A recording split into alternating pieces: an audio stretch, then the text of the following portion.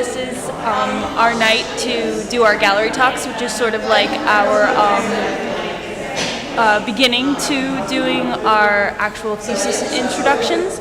So this is my space. I'm going to explain it as I do my gallery talk. I've been working on it for the past couple of weeks and just bringing it all together. It's fantastic. I'm super excited.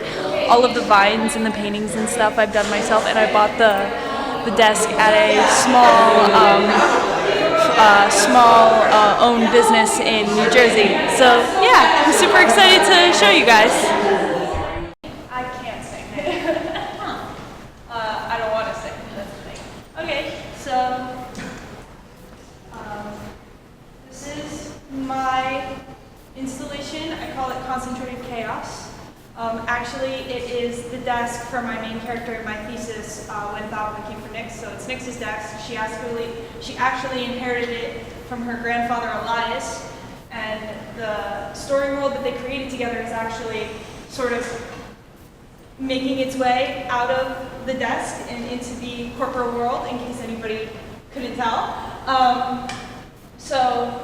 What I was trying to do here is, because my story is about how we're all connected through stories, either a story's end or a story's beginning or the middle of a story connecting each other. That's sort of what the main premise of my story is. It's about Nyx. This is her desk, as I said, and she did create this book series with her grandfather called Potential Energy. When she was very sick, and it was sort of the only thing that really kept her connected with a bunch of things, like reality and stuff, that she was going through treatments. And then around the time of the fourth book, he just cut her out of production altogether. And before they could make amends or anything could be explained, he died. So to make matters worse, as opposed to never getting an explanation, Nyx is also left with the final manuscript, an unfinished manuscript of the last book of the Potential Energy series to finish. Since his death, she's cut herself off from the fandom, and she's really only close to like 2 or 3 people: the bookstore owner Richie, Lori, one of her friends from high school / early college, and her best friend Basil. Now, the story follows Nyx as it turns out that Thalma, the story world that all of Potential Energy is coming from, is coming through and threatening to take over life as we know it. And life as she knows it in her hometown of Haven, and the only way for her to find the root and the source of not only the craziness that's going on, but also the curses and the rot that's overtaking everything and everyone, she also needs to find and make amends with her stories with Elias and Basil and all of that. There's a lot of small Easter eggs from the books and from earlier renditions of it. There's Easter eggs of the eye of Estrella. The eye of Estrella is in there. Estrella's tears, the white flowers, they're very symbolic. And if you open the drawers, which you should never be shy to do with a desk because that's what it's made for, you can see that there's, bless you, you can see that there's a bunch of treasures to be found. And I very much encourage everybody to take a peek. And I'm sure Nyx wouldn't mind. A lot of thought went into exactly how far I can make it all go. I consider Thalma to be a world where the sky and the sea met and sort of created this piece. It's sort of, so the sky and the sea, stay wild, star child is a saying from the books that Elias created from a bunch of known catchy sayings, and the star children are the main protagonist of the book series. Is a star child. He has star blood and he has purple eyes. So you're going to see a lot of that kind of thing if you look. And there's always something below the surface if you look for it. There's a lot of Easter eggs as also personal to me, because I feel my connections towards Nyx very personable because of the stories that I have with not only my family but my friends, and how things have ends and beginnings, but it's not always that bad. And yeah, any questions? Sorry, did I go too fast? I don't know, Robert, you're like, whoa. No, you didn't go too fast. Oh, fantastic. Any questions? Manufacturing or anything? Yeah, like I'm wondering how you developed your whole visual style for your world. For my wall? No, for the world of your story. For the world. Okay, so there are 2 There are two main, they're both Disney movies. They're both very underrated Disney movies that I got the ideas for. Atlantis: The Lost Empire has a lot of that underwater theme. And also Treasure Planet. Because actually, we were discussing this. It's Potential Energy was actually a story series and saga that I created back in high school.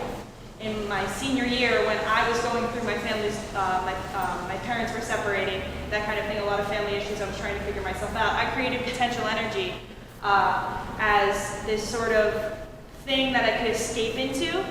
And so I created like the flying ships, the star creatures, the vampiric, they were from Venus at the time, the Star Children kind of deal. And it sort of evolved from there into sort of this whole thing where it was like, when I was a senior in undergrad, Potential Energy became my independent project where I had to create stuff for a movie. So I was like, okay, I'm going to use this thing that I've been sitting on for a couple of years. And I told my advisor, I'm like, one day I'm going to turn this into something bigger. And it turns out that Nixon Elias actually did that for me. Also a lot of the ideas and the nature and stuff comes from Greek myth, because I'm very connected with all of the old myths of my motherland and my ancestral grounds and all that good stuff.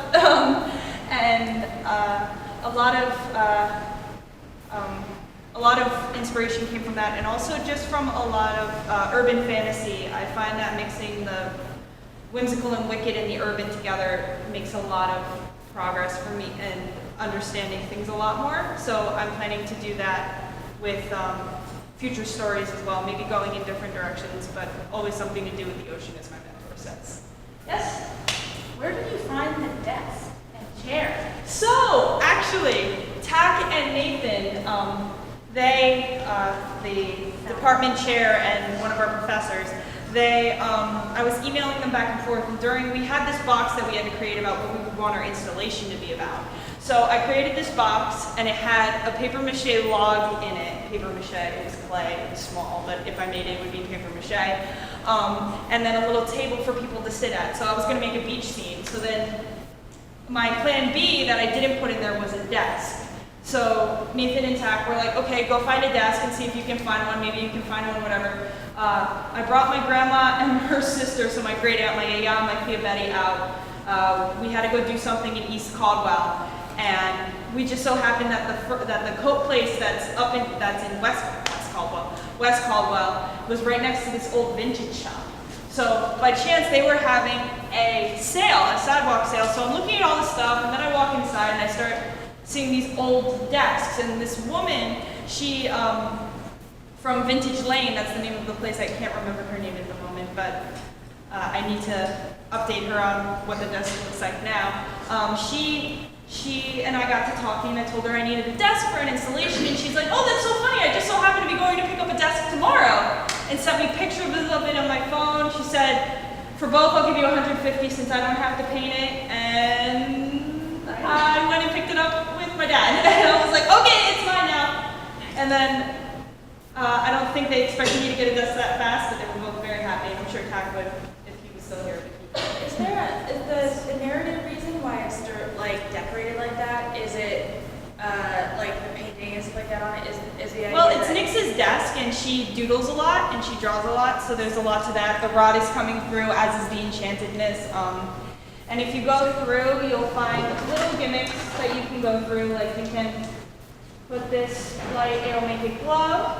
So that's Elias's handprint. So it's Nix and Elias, her grandfather, who she reconnects with, but I'm not going to spoil that because you all need to read my thesis. So the idea is that she decorated her desk, and then also the enchanted world is coming through, and also, you know, as most people do, they like to decorate things, so most of the pen illustrations are hers that she likes, but the rest is the story world coming through. So all of the post-it notes, the two pictures are hers from moments in her life. That's her and her best friend Basil. I ship them, but sadly, as an author, I love to destroy things. And I also have other pieces that you need to search through. But yeah, that's basically, some of it was intentional, the rest was also it coming through, and the crystals definitely came through with, so yes. Yes, Hal? Who were some of your like artistic influences? Like, were there anyone in particular, like any genre in particular that you were kind of going for? Yeah, so when I was going through making this and getting the sort of designs down, I was going back to some of my more, not just Disney, but also I was going back into like figuring out like what really drew me into this. So it was a lot of writing, not just my mentor Betsy Cornwell's, but also I was looking at Holly Black, the way that she describes things and how would that look in like real life, V.E. Schwab, also Stephanie Garber, like all of that frill and stuff, because that's how I write. I write in description, like I'm very descriptive and flourish in my writing. So I want to bring that through in a lot of detail and a lot of things that you can uncover if you just read the word or look at the thing the right way, or if you just take a chance to reread or re-look over something. So I would say that another one of the artists that I definitely, trying to think, I can't remember. Well, I actually, when I went to the Imagineers behind the new worlds in like and Disney World, the Pandora world, a lot of the ideas for the plant life and the fake plants and stuff came from that. I look at a lot of Imagineering work because I'm very interested in that kind of stuff. Yeah. Any other questions? Thank you. Oh, Robert? Robert, go ahead. Without a spoiler, what would you like a reader or viewer to walk away with? Well, the bookmarks and the temporary tattoos, yeah. But I think he means from the story. Oh, from the story. I like that answer too. Yeah, but because I worked really hard on those, but Never change John. please open it. Just touch it. It's fine. I think what I want people to like come away with it is that stories mean a lot, and they not just that, but also like how you react to stories and what they mean to you keeps you tethered in a certain place to the universe and gives you this certain connection with people you might have never met before, and like to always just be open to finding an ending to a story and bringing on to the beginning of the next one. Yeah. Thank you.